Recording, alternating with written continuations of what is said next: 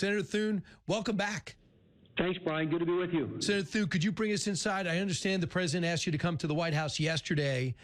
Josh Hawley was also, Rick Scott, Senator Ron Johnson. These are some of the people that are very critical to a degree of the bill that came out of the House. What was it like? Well, I think the president is very committed to getting this done, Brian, and so he's sitting down with lots of different folks, and I had the chance to sit down with him yesterday and kind of walk through where I think things are in the Senate, and also kind of what our vote count looks like. And so we've got, the president obviously is incredibly effective at bringing people on board to his position, and we need to have him fully engaged with senators as we go through the next few weeks in hopes that we get something across the finish line here in the Senate that the House can take up and pass and put on the president's desk by the 4th of July, which, as you know, has been the goal. Right. So you said you want to tinker with the House bill. In what areas bother you the most? Or forget about John Thune, what bothers you, but what makes it hardest for you to pass it the most? Well, I think, there are some significant differences, of course, as you know, between the House and the Senate and the way they view some of these issues. Of course, the SALT issue is something that is, the House has to address.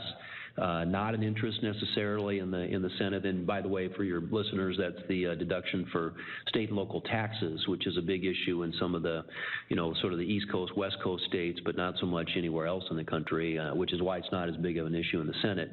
I think the question of whether some of the tax policies are made permanent as opposed to being 4 or 5 years, and permanence obviously creates economic certainty for investment, which drives job creation and ultimately generates more government revenue, not less, because when the economy is growing and expanding, people are investing, they're making money, taking realizations, and paying taxes. So I think that's one of the issues. And I would say on the spending side, too, we've got, as you know, a lot of our members who would like to see more in terms of spending cuts, but I think the House did a really nice job of finding areas where we can reform government, root out waste, fraud, and abuse, make our government operate more efficiently and effectively. And so the Senate wants to build on that. But, obviously we have people who would like to go farther than the House did. But in the end, it's all about the math. And it's what gets us 51 in the Senate and what gets us 218 in the House. Well, here's this whole thing. There's a couple of things that keep on permeating through. Number one, does it add to the deficit? And are you cutting Medicaid? Here's Rand Paul, Republican, cut 5. The bill increases the debt ceiling by $5 trillion. This will be the largest increase in the debt ceiling ever in our history, and we've never raised the debt ceiling without actually meeting that target. So you can say it doesn't directly add to the debt, but if you increase the ceiling $5 trillion, you'll meet that. And what it does is it puts it off the back burner, and then we won't discuss it for a year or two. So I think it's a terrible idea to do this. So, and the CBO says that you're going to add to the deficit. Your reaction? What's the reality as you see the math? Well, I think that the CBO, and by the way, I mean, there's no question that, the deficits are, and the debt is way too high. And the way to get that down is start bending the curve on spending, get greater growth in the economy. As I mentioned earlier, when you have growth in the economy, government revenues go up. And then if you start bending the spending curve down in the right direction, you can start getting to where it's closer to balance.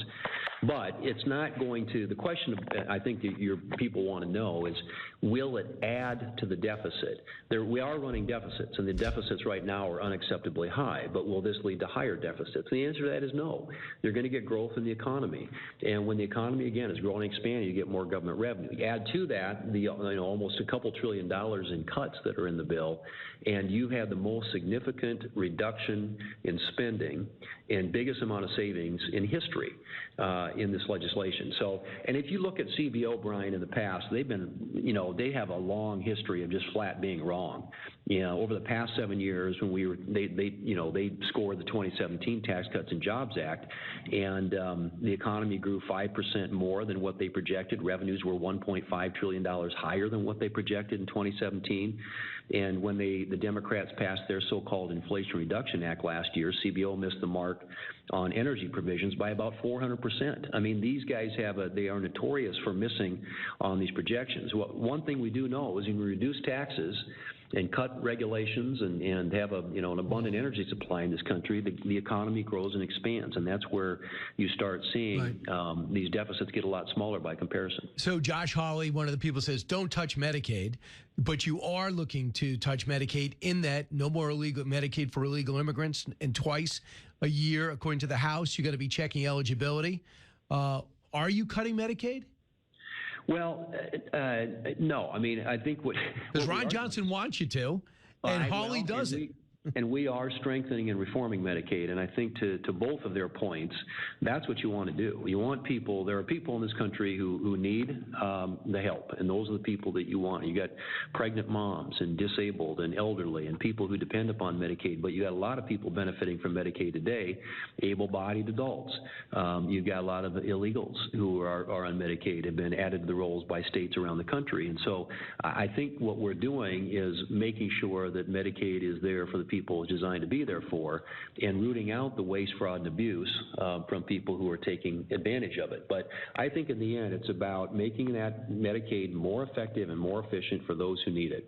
That's the bottom line, Brian. And so, our members are reacting, as you point out. We've got some on different sides of this issue, but at the end of the day, it's all about making this program stronger and the directing it to the people who it's supposed to help. I just want you to hear what Elon said as he left the White House for now and left his Doge people behind. So, I was disappointed to see the massive spending bill, frankly, which increases the budget deficit, not just decrease it, and undermines the work that the Doge team is doing. So your thoughts? Well, I mean, again, he's using the CBO numbers, and that's a static analysis. The CBO doesn't take into consideration that we have a dynamic economy, and that when you make adjustments in tax rates, for example, that you're going to get more growth and more revenue. So and there are a lot of folks out there who are adopting that point of view, but it's built around projections that the CBO is making, which are based upon a static view of the economy. And so, I mean, I think at the end of the day, what Elon would like to see, and we want to see as well, is a government that works in a lot more efficient, effective way that's a better return to the American taxpayer. Right. And I think what you're going to get with this is, like I said, the biggest savings ever achieved in a piece of legislation passed by the Congress in history. So you were the calmest guy anyone's going to ever meet in Washington, but the president's fed up with Rand Paul already. He put on Truth Social, Rand Paul has very little understanding of the BBB, especially the big, beautiful bill, the tremendous growth that is coming. He loves voting no on everything. He thinks it's good politics, but it's not.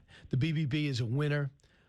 He went under, so he is a little upset with him. Are you frustrated with Rand Paul? Is he rolling up his sleeves and trying to make it better, or just critical on the outside? I would like to see, it'd be great if we could, I'd like to have all Republicans vote for this thing at the end, Brian. And as I mentioned, we have individual senators who have different views on these issues, and then they're in many cases they're thoughtful and well-informed. But at the end of the day, it becomes a question of whether or not this thing makes things better or worse. And I think what the president is arguing, and I agree, is that, you start getting savings on the spending side, you start getting greater growth in the economy because of these good tax policies, which are pro-growth, and the combination of those things ends up making things much better for our country. And so the president would love to see the team stick together, and so would I, to put it bluntly. But I understand sometimes you can't get everybody, but we've got to have 50. We got to get 50 plus JD in the chair to make this thing pass in the Senate. Understood. And what you have to do, too, is figure out on the SALT. I mean, Mike Lawler says, I lose my seat if I don't get the SALT tax to where it is right now, as well as your New Jersey Republicans. And then others say, are you kidding me? We have 0% taxes for a reason. I'm not paying for New York.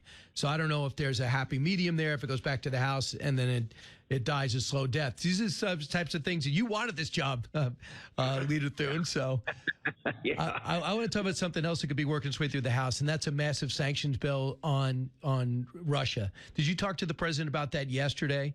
Because it's got over 80 votes. Blumenthal and Lindsey Graham kind of wrote it, I guess.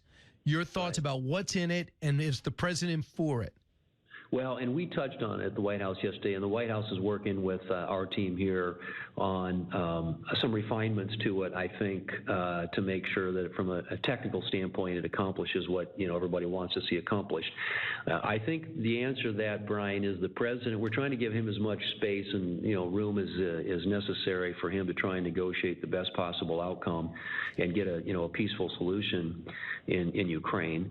And if the sanctions contributes to that, then yeah, we're available and ready to move. So we're kind of looking to coordinate with and take direction from the White House about what gives them the best possible chance of succeeding in trying to get the the outcome that we want to see and that we want to achieve in Ukraine. Did the president say yes? Go ahead and pass it. I think I wouldn't say that he's there yet. I think that they're aware, obviously, that we have a bill and that we're ready to move. So we will. But I also know that the discussions and the conversations they're having with the Russians and with Ukraine are, we want to make sure that they have the best possible chance of getting a good outcome there, and we will contribute to and add to that if they think it's helpful. So we're ready to move. We'll look for a green light from them, and perhaps at some point we'll have it. President Zelensky is asking for more Patriots. Is there another weapons sale to Ukraine, because they do have money?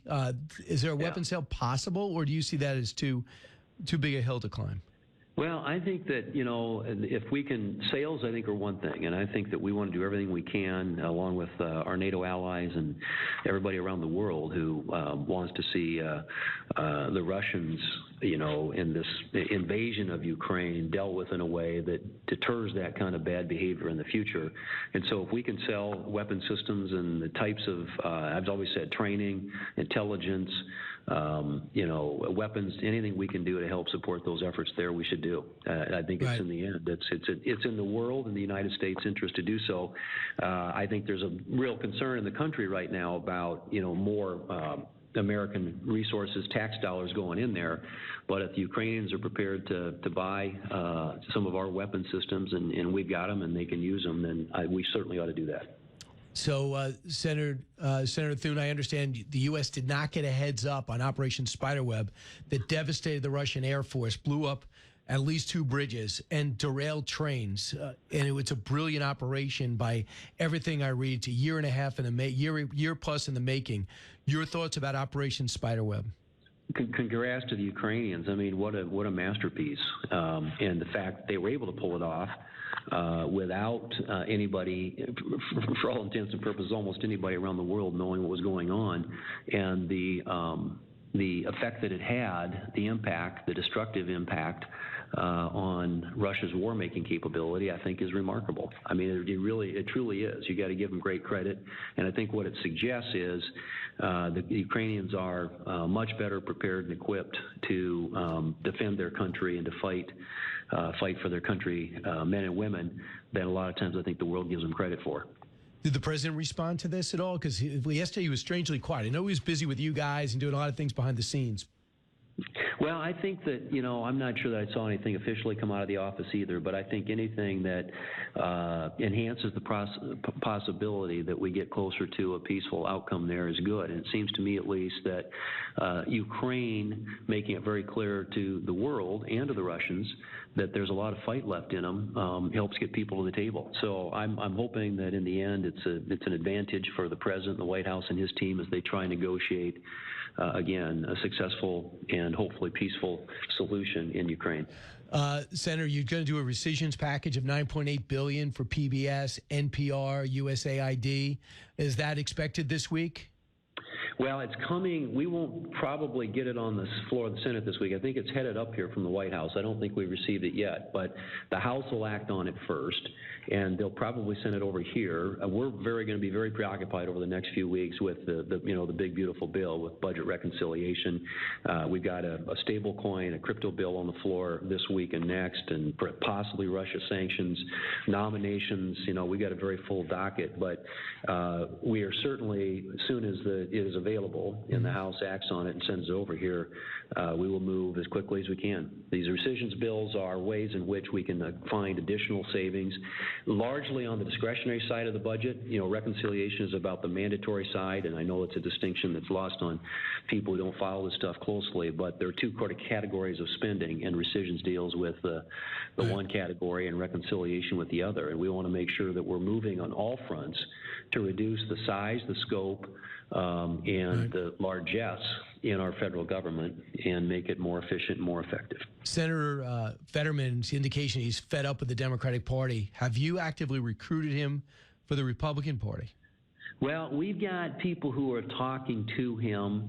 I don't think at this point he's, and I mean, I can't speak for him, but I know, Brian, that there are overtures, obviously, that get made. And I think more than anything else, we just want him to know that he shouldn't let those guys get him down. I mean, he's under attack by his own side, by the far left in this country, and he's making some hard votes. And, you know, if he wants a place or a home in the Republican Party, I'll tell you what, we'll welcome him. Will you try to recruit him for this bill?